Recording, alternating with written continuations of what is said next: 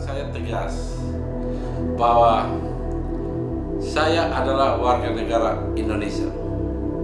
Saya lahir di Numan Sabu. Saya dibaptis di gereja Masyafir Numan Sabu. Saya sekolah di SD Impres Numan Sabu.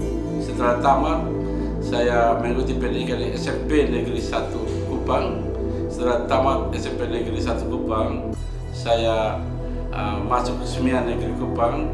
Setelah tamat Semian Negeri Kupang, saya mengikuti perguruan tinggi di Kupang, yaitu Universitas Nusa Cendana, masuk Fakultas Ilmu Administrasi, jurusan Ilmu Administrasi Niaga.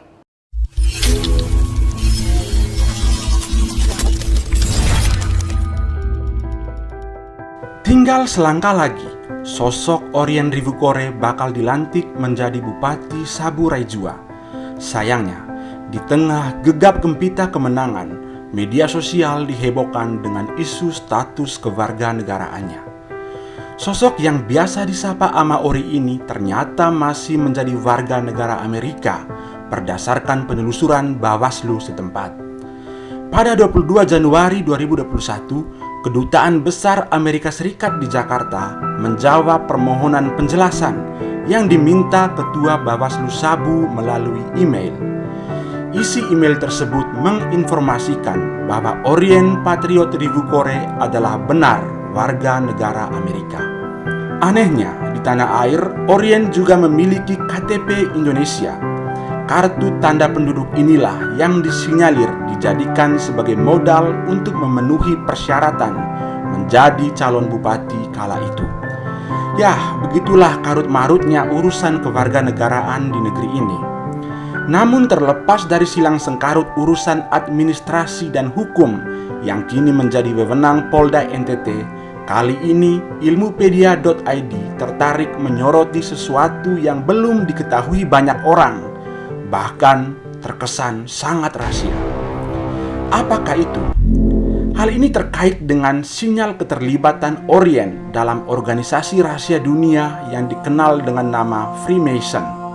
Freemason adalah sebuah organisasi persaudaraan dunia yang muncul antara akhir abad ke-16 hingga abad ke-17. Karena bersifat rahasia, seluk-beluk sebenarnya dari organisasi ini masih menjadi tanda tanya di kalangan pengagum teori konspirasi. Freemason kini ada dalam beragam bentuk di seluruh dunia dengan jumlah anggota diperkirakan sekitar 6 juta orang. Organisasi rahasia tertua di dunia ini terdiri dari loji tersendiri.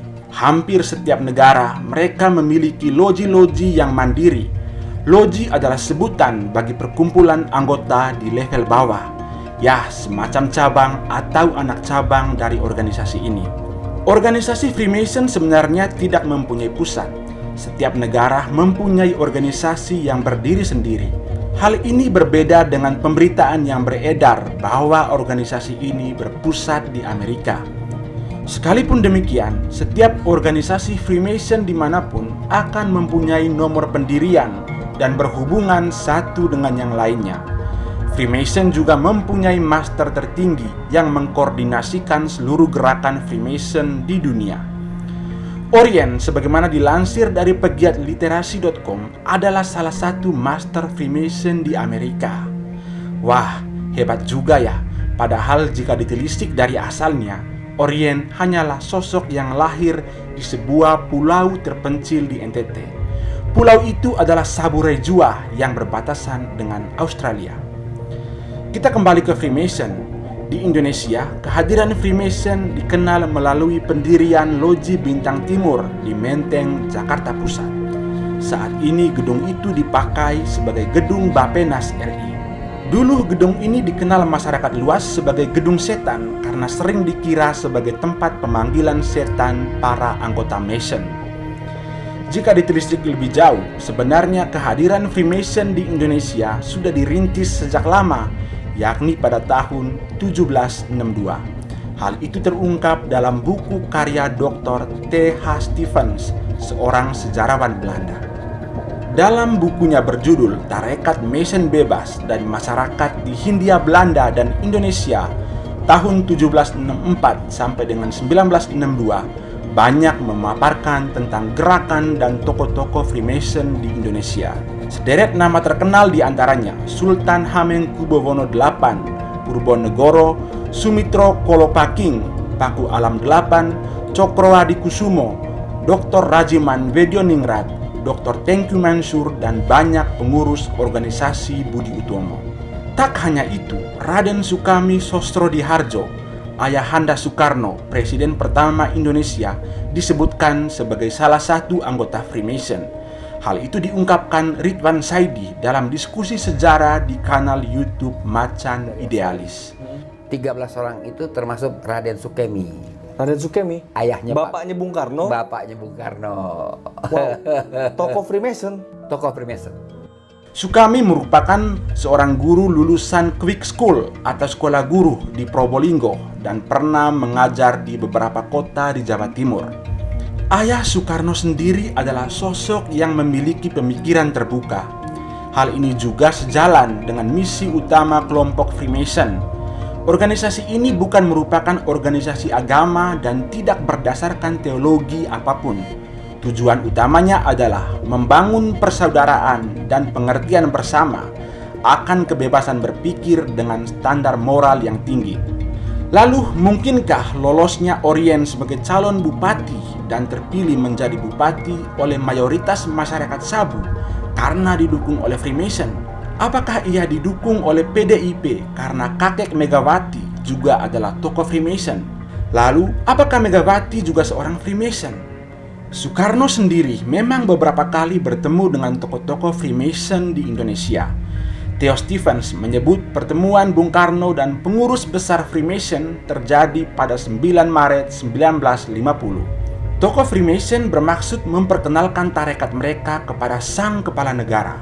Stephens berkata, Bung Karno memberikan waktu yang tidak sebentar bagi keempat tokoh Freemason.